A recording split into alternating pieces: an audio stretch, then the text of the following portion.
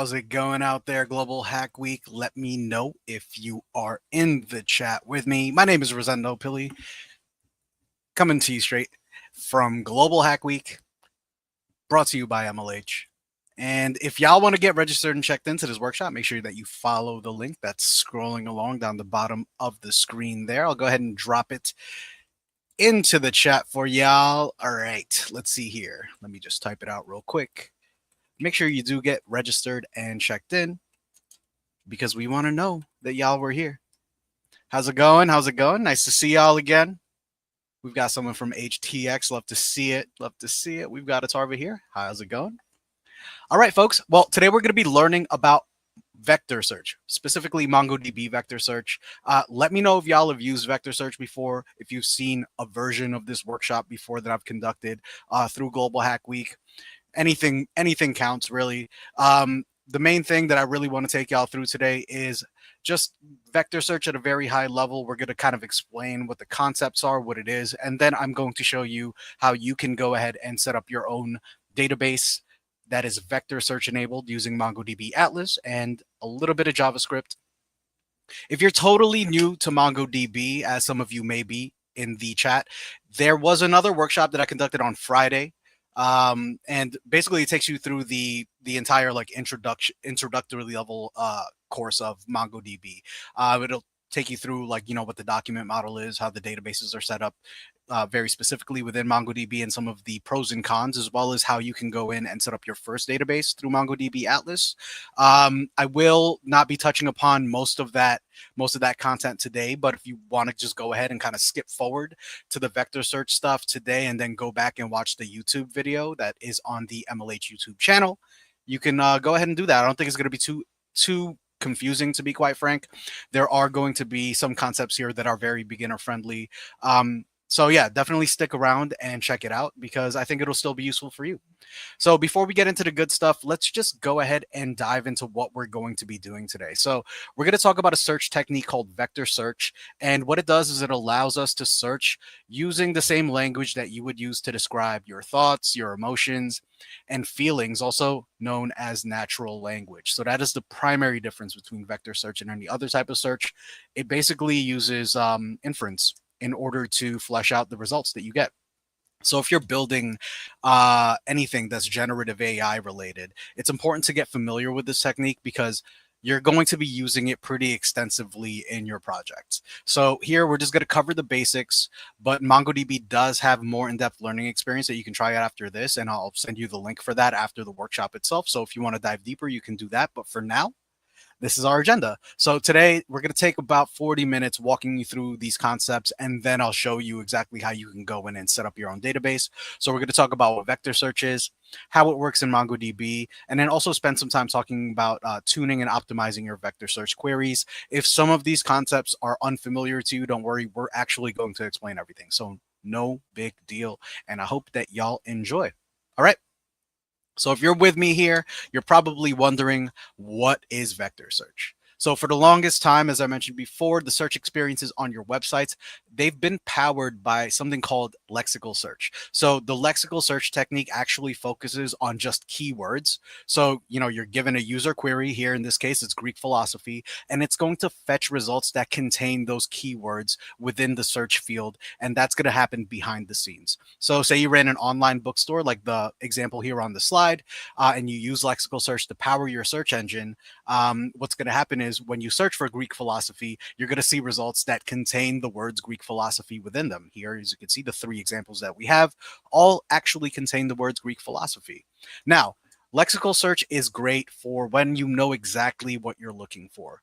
But what if you can't remember the exact title of a book, the correct spelling of an author, the exact topic that you're looking for? Or maybe you only even remember the color of a book cover. This is where you're going to use another search technique, and it's called vector search. So vector search actually retrieves results based on the intent or the meaning of the query rather than the keywords that are contained within the query. So say now that the same bookstore website that you had before has been updated from a lexical search to a vector search, like what you're going to have is when you actually query the same thing, Greek philosophy, you're going to surface results that are related to Greek philosophy. So in this case, as you can see, like none of these results are actually containing the exact words from the query, but rather they are probably placed within a like I guess a topic or just a general like placement that is close to Greek philosophy in terms of like what the actual books contain. And yeah, that's essentially what it is. It's just kind of giving you things that are sort of related to Greek philosophy or directly related to Greek philosophy, but not necessarily ones that contain the words Greek philosophy in them explicitly. So they're aligned to the same theme.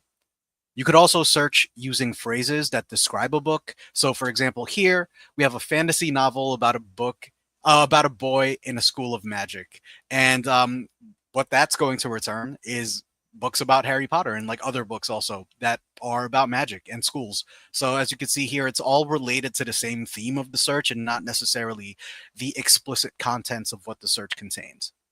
So, say you read the first Harry Potter book and you wanted to read the next ones in the series, but you couldn't really like remember what the names were, or you just wanted to check out more books that are sort of within the same theme. You could even search based on the cover image of the book. So, for example, here, I like, in the slide, we're uploading an actual PNG of the first Harry Potter book cover, and it's unearthing these different results. So they are things that are similar in visual, like visually similar to the actual image that you dropped in there. And vector search allows you to do this. And we're kind of going to get into how that actually happens in a little bit. But before that, let's just recap really quickly the differences between lexical and vector search. So on the left side, you'll see lexical search focuses on retrieving results based on the exact keyword matches. And on the right side, vector search retrieves based on semantic similarity or the similarity in meaning and intent. I use the word theme a lot, topics, like things that are related. That's what vector search is going to allow you to actually do when you're implementing it on your websites. So you'd use lexical search when you're confident that users are likely to know what it is that they're searching for using common terms. And then you'd use vector search when you are expecting ambiguous inputs or when things in the query don't exactly map to the things you have in your database, but they might find matches based on just the intent or the meaning of the thing that they're trying to actually search for. So at the end of the day, lexical search is going to typically be the V1 of your search bar, or your search functionality within your website. And as time goes on, you want a more holistic search experience that just goes beyond the text and actually getting like exact keyword matches from the query. You're gonna implement a vector search, which also includes different modalities such as text, image, audio, video, and then that's something that you would be able to actually have your end users utilize in order to find the things that they're looking for. All right, so let's take a look at the chat here in the challenge section. I can't open MongoDB Atlas University. Tell me how to resolve this. Open up a ticket, please, in Discord. If we have time later on, I'll show you how you can actually go in and access MongoDB University through the challenges on the website. But for now, I'm just going to go ahead and stick to the topic at hand, which is teaching y'all about vector search itself. And someone asked about the slides after the session. Yes, definitely. Check us out on Discord as well. I am going to drop a copy of these slides, a PDF of these slides, so that y'all could check them out later on. All right, moving right along. So the term vector search has the word vector in it, but what does vector even mean? So I've learned this from previous iterations of this workshop that Home Depot is actually a store that exists all over the world. So imagine that you're walking around the Home Depot store and you see that the items are organized and located based on the aisle number and the bin number. So you can represent the location of the items as an array of aisle and bin. And at the end of the day, that's exactly what a vector is. For now, just think of vectors as an array of numbers used to represent a particular piece of information. So for an item in Home Depot, for example, a two-dimensional vector might suffice. You'll just have the aisle in the bin and you'll be able to walk to it. But in software applications, we're actually dealing with large amounts of data, text, images, audio, and video. So two-dimensional vectors are not going to suffice to capture the distinguishing features of these types of information. So what we're going to do is we're going to kind of dive into how vector search solves for that very specific problem statement. And what we use are embeddings. So now that you've gotten an idea of what vector search is, this is like basically embeddings are what makes searching based on meanings or different modalities other than text possible. And let's dive into what embeddings are. I've explained embeddings previously in another workshop, and the core concept behind embeddings in MongoDB, when you're not looking at it from a vector search context, is actually just inputting data into an object or a document within your database. Any type of data, you're just embedding it in there, and that's what embeddings are technically. In a vector search context, it's a little bit different. I know it's confusing because we use the same word, but in a vector search context, embeddings are just a numeric, multi-dimensional representation of a piece of information. So as we said before, island bin for just vector search in a 2D model. Here, embeddings are going to be very similar to the island bin in 2D, but they're going to have more coordinates within them because they are going to be traversing through a three-dimensional data space. So this information, it can be anything from text, images, audio, and video, multimodal information. What's special about the array of numbers here is, or vectors, is that they capture semantic qualities of the data, essentially characteristics of data that capture the meaning or essence of it. And this is, like I said before, this is how how vector search is actually able to go in and understand what your user is trying to actually find based on the semantic meaning of their search. So this way, if you were to plot your data in a higher dimensional space, semantically similar data or data with similar meaning ends up very close to each other. And this is how it's actually done. You see that it's actually measuring the distance between your vector search and the data that is present within the database. And the closer that data lives to your vector search data or your vector search query, the higher probability that that piece of data is going to be displayed to your end user as a result. All right. If you have any questions, just drop them in the chat. Thank you for waving hi. I don't know if this is you raising your hand or waving hi, but if it is just you saying hi, hello. If you have any questions, just drop them in the chat, and I'm happy to answer them as we kind of work through these topics here. So how do you embed data? Basically, the next question is, how do you go from a piece of text or an image or audio to an array of numbers? So this is done using specialized machine learning models that have been trained to convert a piece of information to these,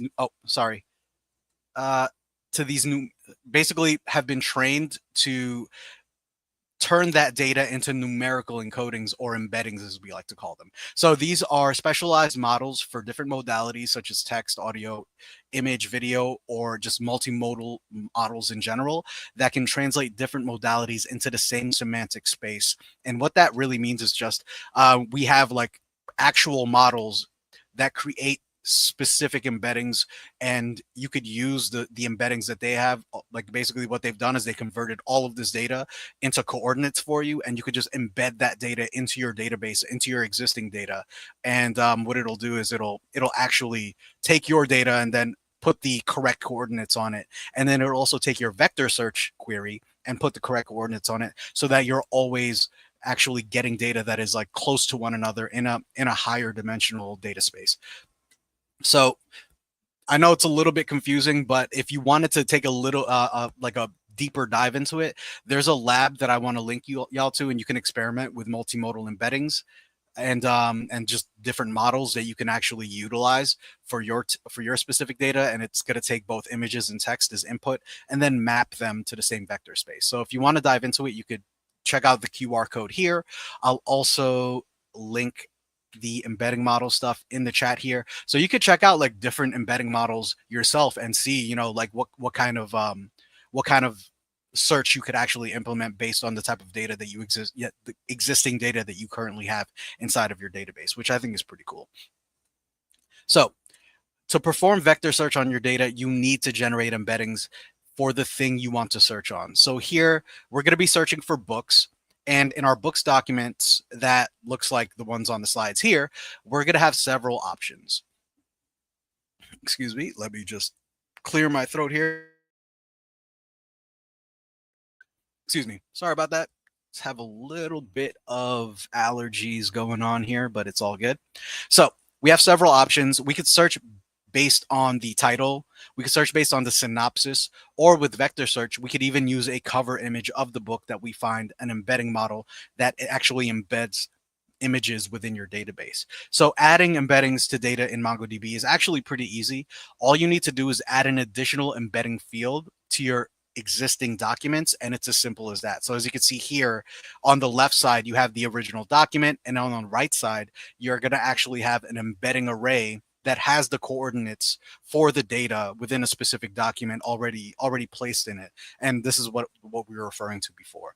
So arrays are actually a native data type in MongoDB. So this means embedding vectors can coexist with the rest of your data in the same document in the same MongoDB collection. And you'll see how to do this hands-on if you're going through a lab like that I linked earlier, or you could just go in and like kind of take a look at it later on after we like actually show you how to set up your first MongoDB database with vector search. So I'm going to be doing that after the slides are basically done.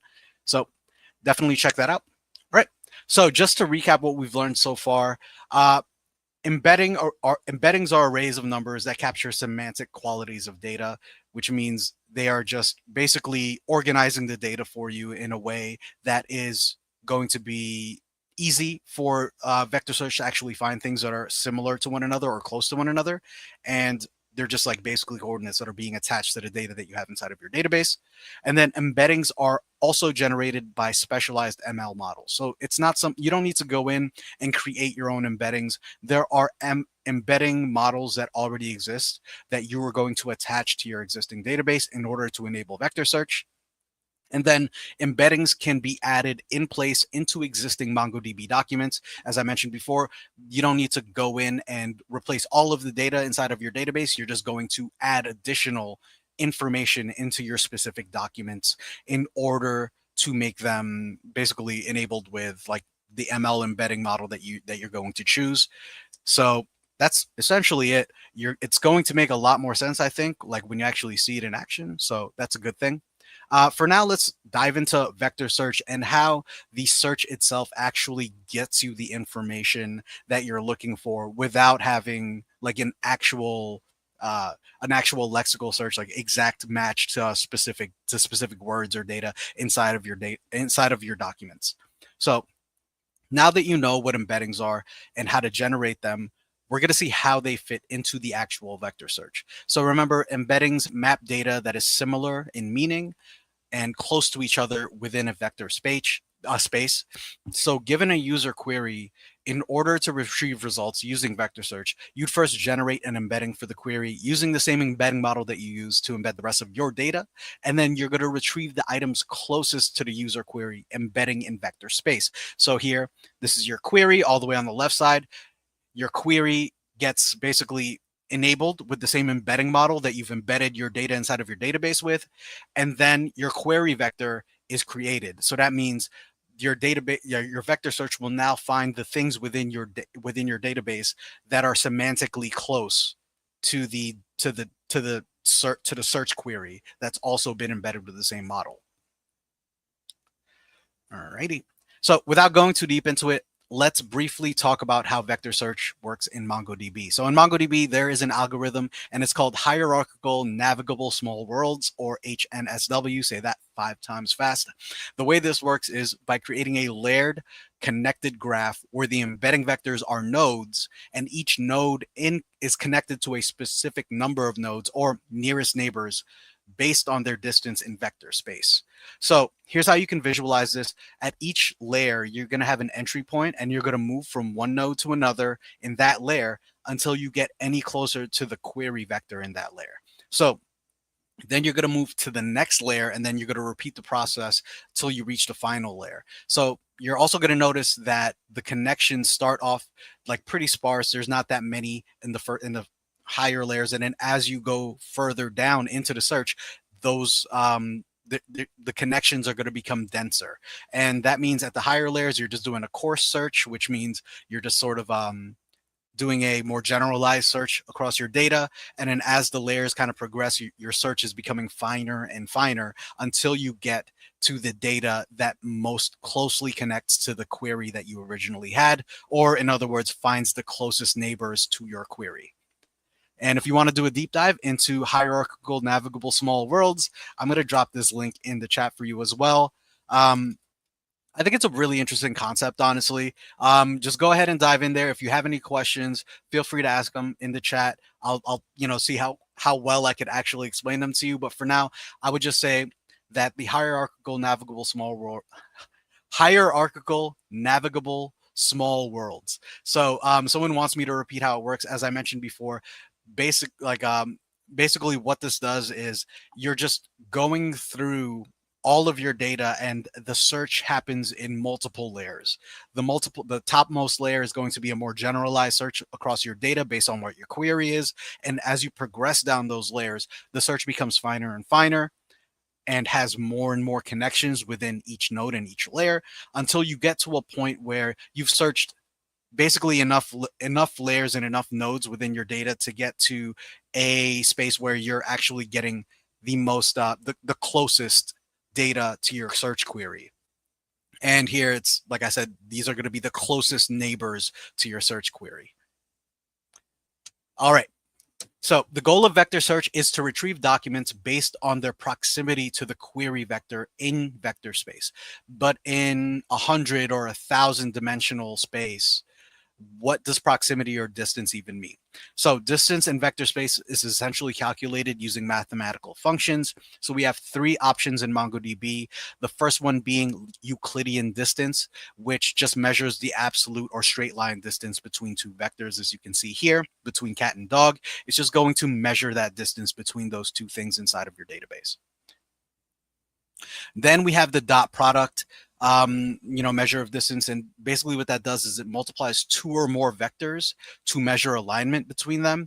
And the thing to note here is large numbers in the vector have a big impact since you're actually multiplying the values. So here, obviously, this is just a very simplified version of it, but if your vector was 401 and then your the vector that you were searching for is 401 and then the search vector was 312, then it would use 14 here at the bottom as the distance between those two items, and either give you that search result based on your query and the I don't know, like the different sort of details that you put inside of your query, and yeah, it could either display it or not based on like how large that number is in dot product.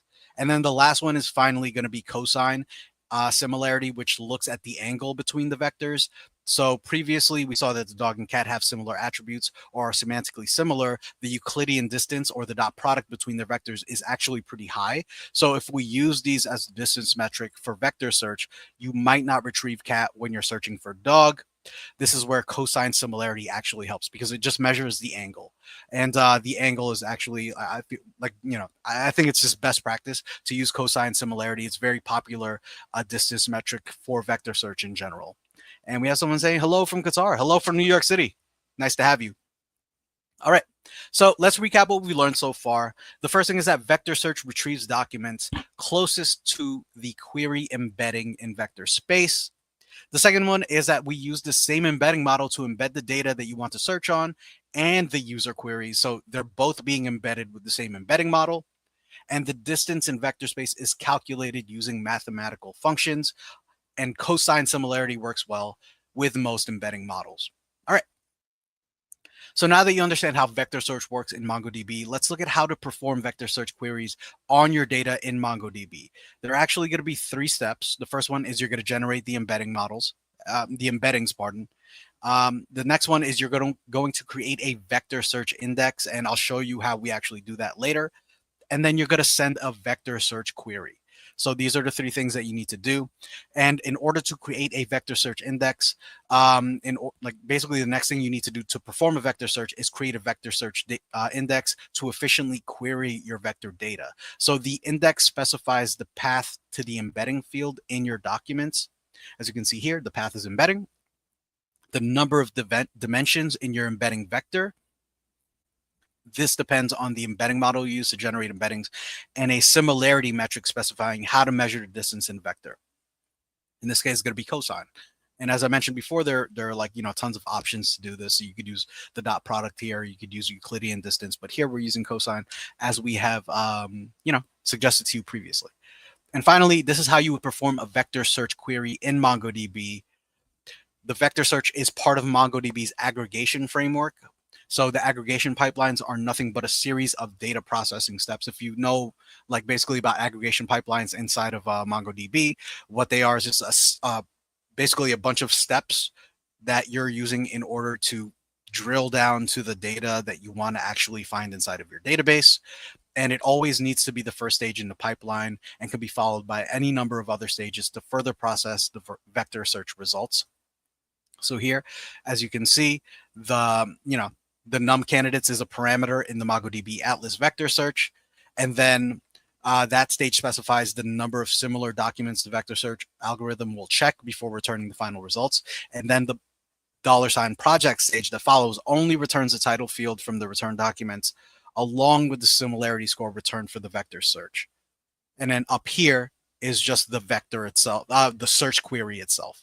So whatever you type into the vector into your search parameters, the database is actually going to give that an embedding and a query vector, and then your results, the results that are going to be returned are the ones closest to the query vector of your search query.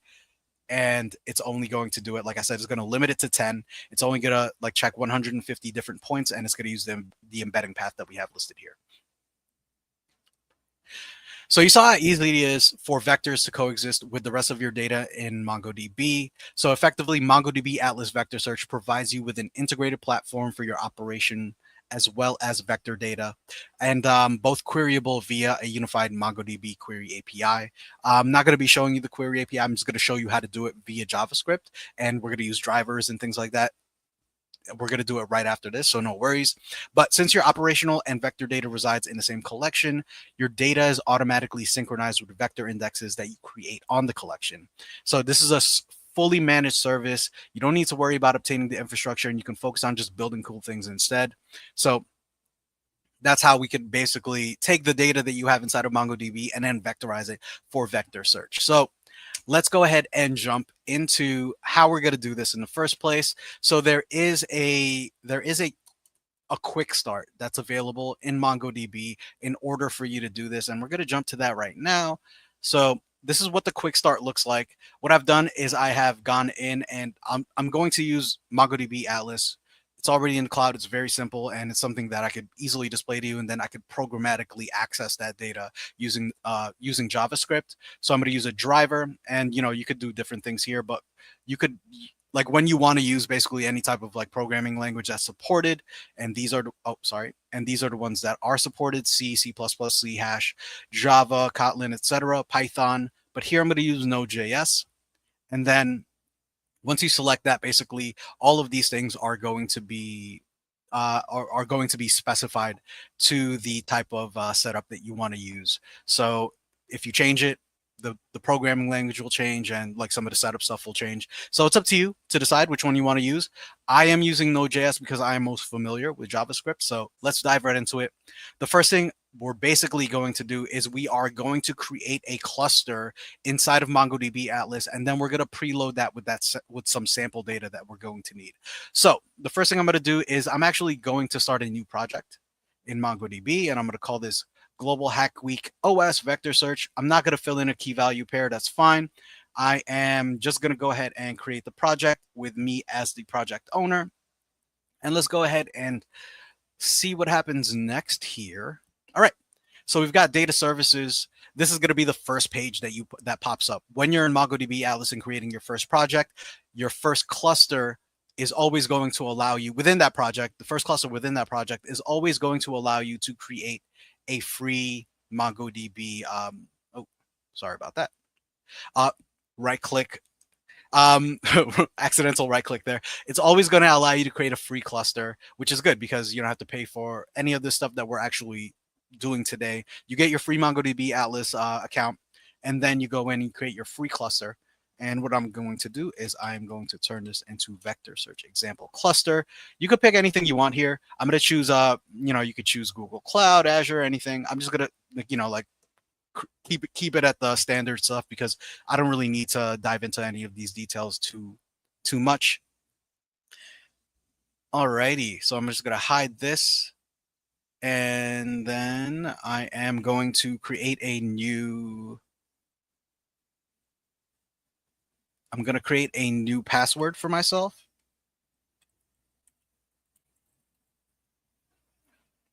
Copy that, and I'm gonna create a database user. And then I am going to choose a connection method here. Yeah, so all of this just adds everything. I'm going to choose a connection method. You can use drivers if you want. And basically, I don't want to show the password, but I am going to delete this right afterwards anyway. So, it is what it is. But this is basically the driver we're going to use in order to get connected to our database. So right now, you'll see that, this is the URI that I'm going to be using. You could just like ignore that for now. The first thing you're going to want to do is actually load up sample data.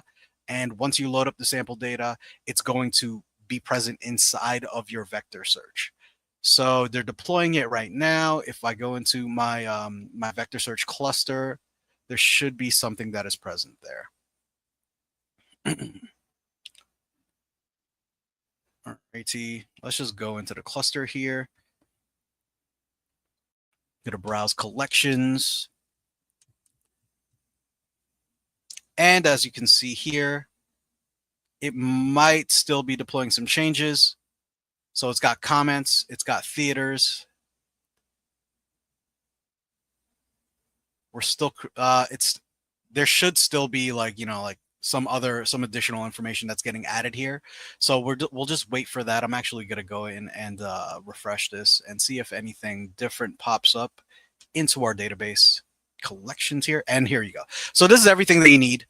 It's got the embedded movies collection here, which is essentially what we're going to need in order to go in and enable vector search. And just like, I'll show you how to do that programmatically.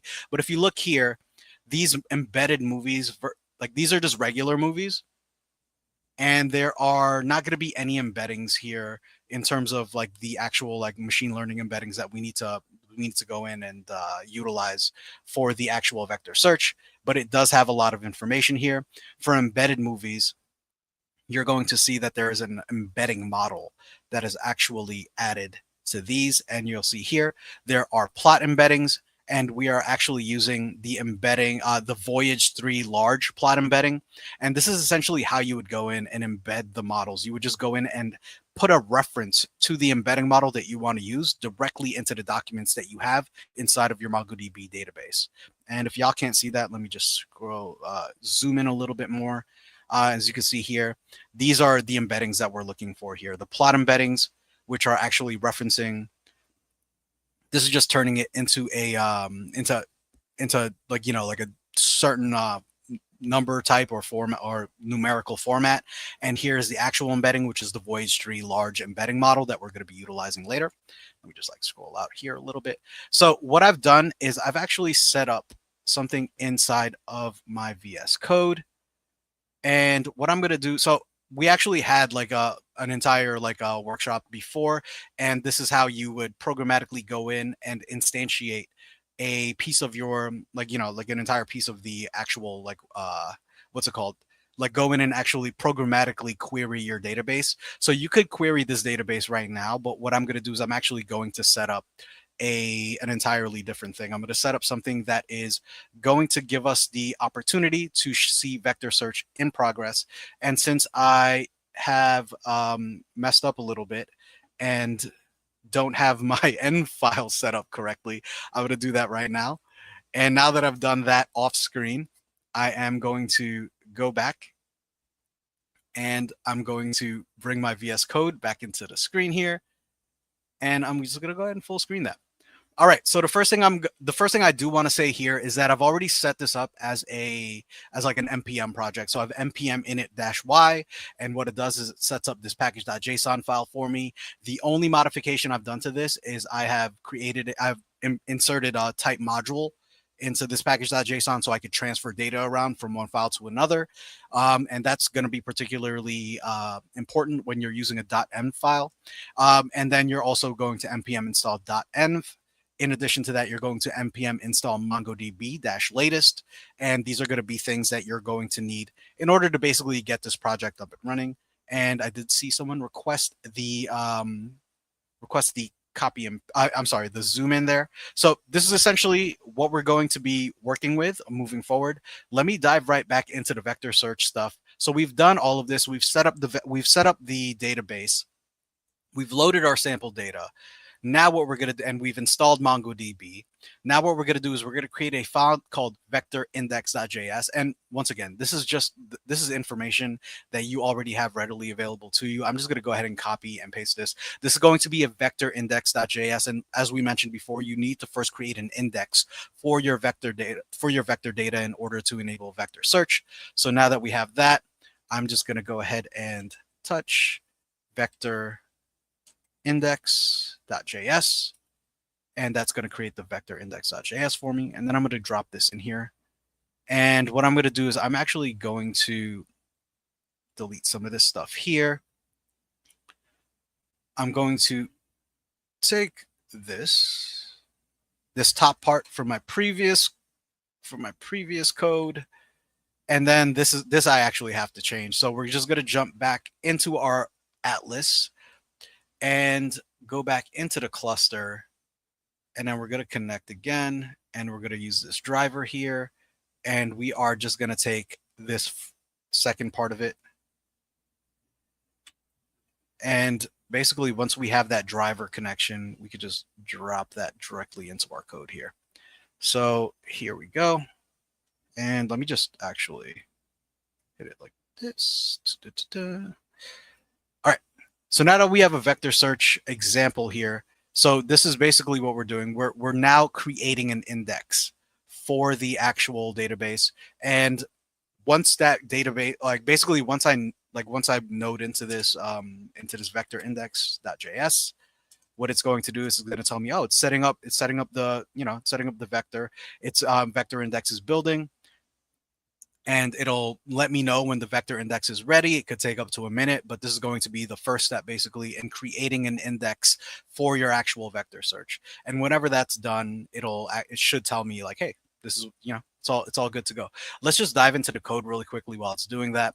So here what I'm doing is I've got my URI, which is just the connection URI that you're using in order to kind of programmatically access your MongoDB database. Then there's a function here.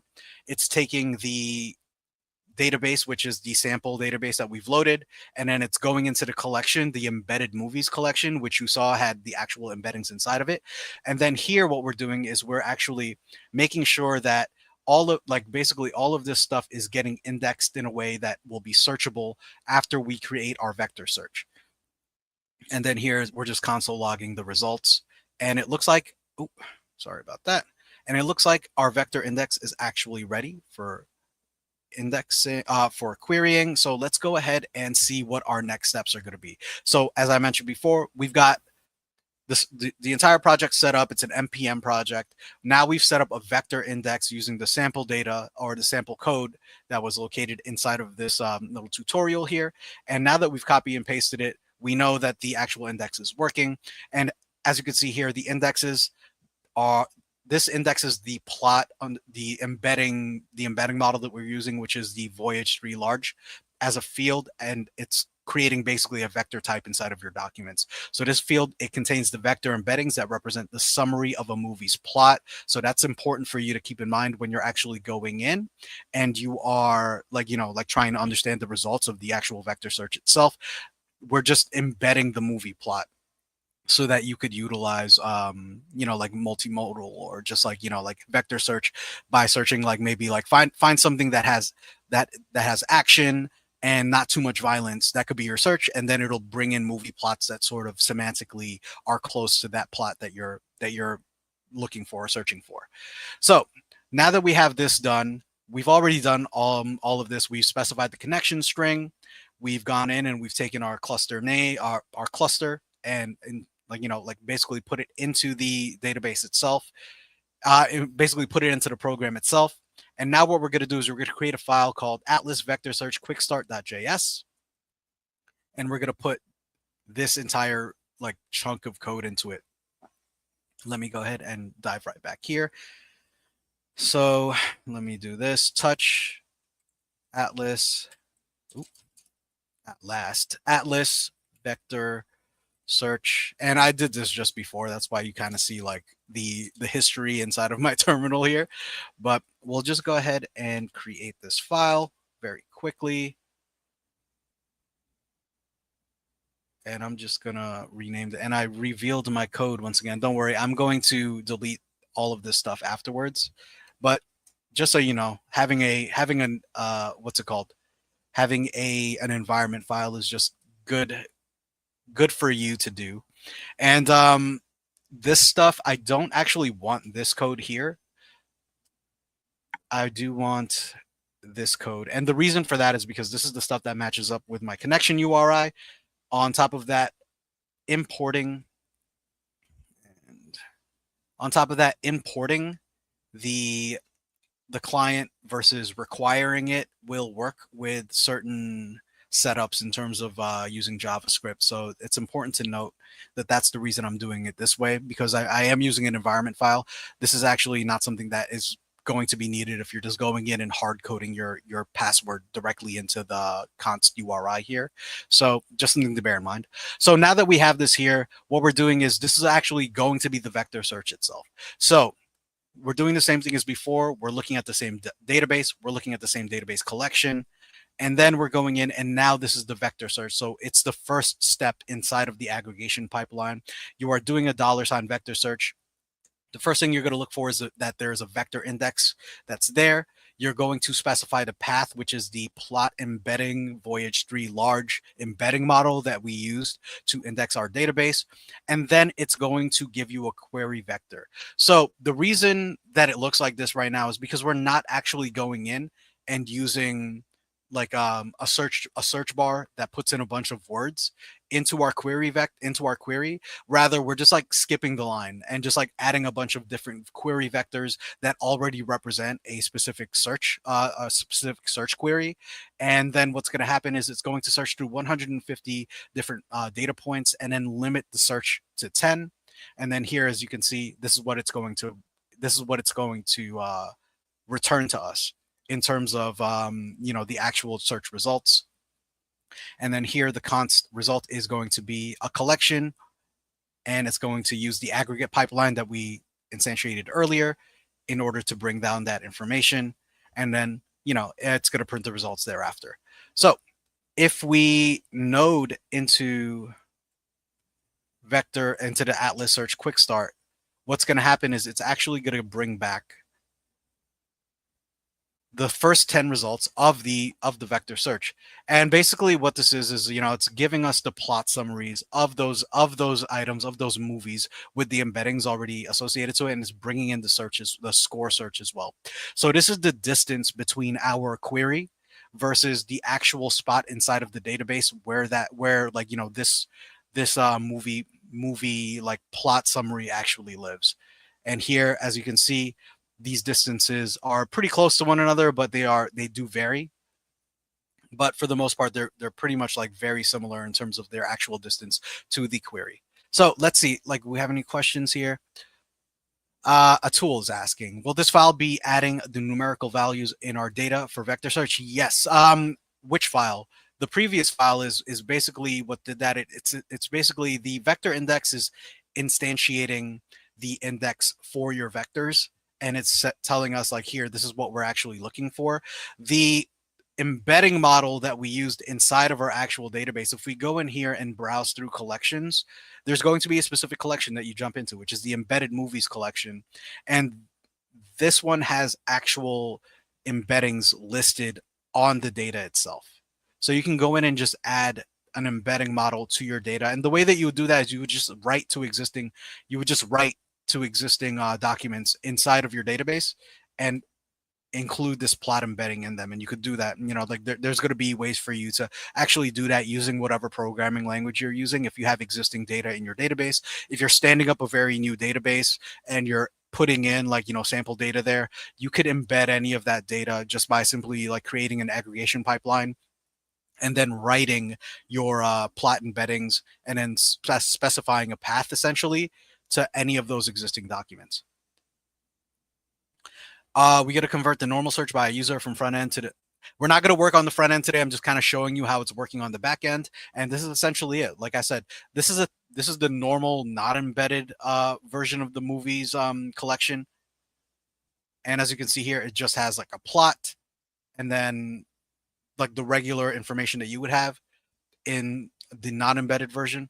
And then here, the embedded version is taking that same, like basically, like it has the plot as well, and that's what we're searching on. But then it is also creating a plot embedding, like an embedding on the plot itself, which means it's actually embedding that model with like, vector search parameter. I'm not embedding that model, embedding that specific data point inside of your document with an embedding model. And this is going to be the embedding model. It's Voyage 3 large. All right. In the base64 embedding on the MongoDB side, stored as binary, is that roughly equivalent to the comma separated float vector or something, or some other format specific to the embedding model? How would these embeddings be generated usually when populating the DB? You're not going to generate these embeddings as you populate the DB. What you're going to do is you're going to add them to your existing database model, database information by like first finding which machine learning embedding model that you want to use, and then going in and writing up a program or a script or a query to your database that writes this new line into each of your into each of your preferred documents. So you could say find all documents that have the word the field plot inside of them, and then inside of those documents, what I want you to do is I want you to add this plot embedding, and then it's going to be the plot embedding and then the plot embedding with the actual machine learning model that you want to utilize. So that's essentially it. I mean, if y'all want to jump into it yourselves and kind of do a deeper dive into what we actually did and the type of results that this is actually bringing back, and obviously this is all information that you could that you have access to for free using MongoDB.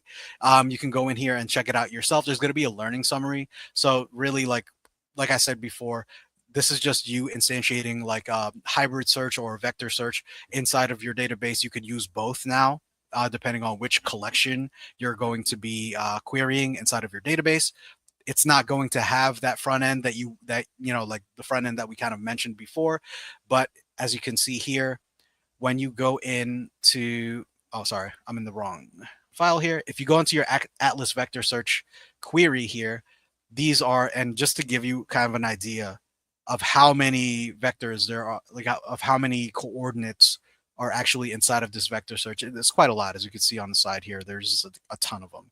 And this is what it would essentially look like when you're going in, typing in something into a vector search, front end.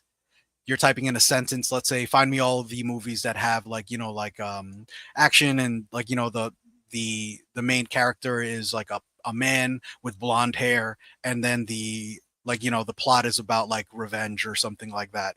Then it's going to take all of that information that you just input into that search bar and turn it into this into this query vector. And then that query vector is going to go in to the into your database, and basically you're going to search the same way that we were doing it before. First is going to be a very coarse search, and it's going to look for information that is tangentially related to the vector search that you currently have. And then it's going to continue to drive down to further and further more final results until you get the things that are closest to that vector search. And that closeness is going to be based on whatever let's see, distance parameter that you put into your actual distance parameter that you actually put into your embedding model. And it should be here somewhere. Might be in the index. The index is where the distance is going to be. So the quantization is scalar, and then the similarity. So the distance here, we're actually using dot product instead of cosine or any of those other things. But you can go in and actually play around with that if you'd like. All right. So I'm going to jump into questions really quickly. I do have a couple of more slides that I want to cover here. I do want to recap really quickly here what we've learned. So to perform a vector search in MongoDB, you need to generate embeddings, and then you need to create a vector search index and send a query. The next is the number of dimensions in the vector search index depends on the embedding model you use. And then the last one is that vector search should always be the first stage in a vector search aggregation pipeline. So now that you've seen how to do vector search on a small data set, like I said, it's pretty simple. Even though that data set is actually not that small, you'll see here there are, if you go in here, there are hundreds of different, like, data points inside of this. So this is one to two of many. I believe there are about like 500 different different indexes in here. So it's a fairly large database. I guess, like, in the grand scheme of things, it's not humongous. But now that you've seen that, in most real world scenarios, you're going to be working with extremely large data sets, and there's going to be a bunch of different things like business constraints, cost latency, things that you need to worry about that you may not need to worry about in like a hackathon setting, for instance, but it might be something that you want to take into consideration if you're doing any of this on your own. You're actually paying for the actual services on MongoDB Atlas. So these are going to be some techniques that you can use to optimize your vector search queries. And one of them is going to be pre-filtering. So in many cases, we see folks wanting to filter the vector search results based on certain business logic or recency. And here, what we're going to do is in MongoDB, what you could do is you could apply these conditions as pre-filters on your actual vector search. So essentially, you first apply the filters to your collection to produce a filtered set of documents. Then what you're going to do is, if the number of filtered documents is less than the number of vectors or results to be returned, an exact nearest neighbor search is performed. And then this can be slow. So what's going to happen, like, basically you're not skipping the doc. So what this happens is, if the number of filtered documents is more than the number of documents to be returned, an approximate nearest neighbor search is then performed. And then the hierarchical navigable small worlds graph is traversed. It only considers the document IDs that are present inside of the filter set. So in most cases, as long as your filters are not too restrictive, or in other words, as long as an approximate nearest neighbor search is performed, pre-filtering actually helps with the vector search latency while also improving the accuracy of your search.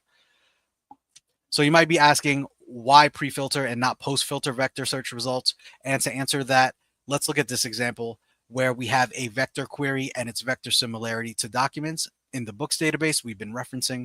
Now, let's say someone has indicated that they only want books that have less than 100 pages. If we apply a pre-filter and KS set to 2 to only retrieve the top 2 documents from the vector search, then the vector search will exit as soon as it finds these 2 candidates.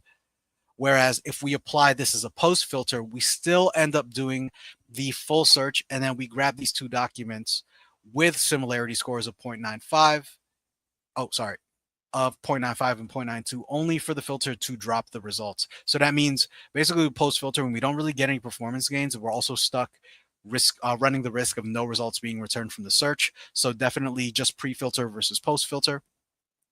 And then finally, in order to add the pre-filters to the vector search, it involves just 2 things. The first is updating the vector search index definition to include filter fields. And then in this example, we have the type in the path set to filter and pages respectively. The other is to change the vector search stage of the aggregation pipeline. Here, as you can see, you'd simply include a filter field containing the pre-filter expression. So in this example, we have the filter set to pages of 200 or less. And just to recap very quickly here, you're going to use pre-filters to filter vector search results based on certain criteria. Next, you're going to do pre-filtering. It can slow down the vector search if the filters are too restrictive. And then post-filtering is just not recommended at all. And if you want to learn more about this, obviously, there is another deep dive you could do. I'm going to drop this link here for you, AI-learning-hub, or you could use a QR code on the page here. And finally, let's jump into Q&A. We've got 5 minutes left, and I'm sorry I've rushed through that final part. But if you want to rewatch this, you can. You could do it on like a much slower speed if you'd like. And then also I'll give you the slides that after this is going to be dropped inside of the Discord, so you could check it out yourselves. So, how complicated can multivariable vectors data schemes get? They could get very complicated, honestly. It really depends on how many modes, how many modes of data you're searching for. Here, it was just text, right? So let's say we had like pictures and audio snippets and things like that. That becomes a really like complex multimodal vector data set that's going to have like many dimensions that you're going to have to traverse through. And I think like kind of diving into this next person's question as well, how much time does it take to compute these vector searches? The more modes of data that you're searching through, the larger the database that you have, it like the longer the search is going to take. But like I said before, you can optimize your search using pre-filters. You can optimize your search by basically creating a more specific aggregation pipeline like as part of your vector search. So that means if you have very specific queries, like let's say that the query itself includes a certain word like cats or dogs or anything like that, instead of like going through the entire database, just go ahead and pre-filter for anything that has a vector that is close to something like the word animals or something like that. And these are like techniques that you will learn, and I'm not like super familiar with them myself. I don't use vector search or build out vector search functionality on databases.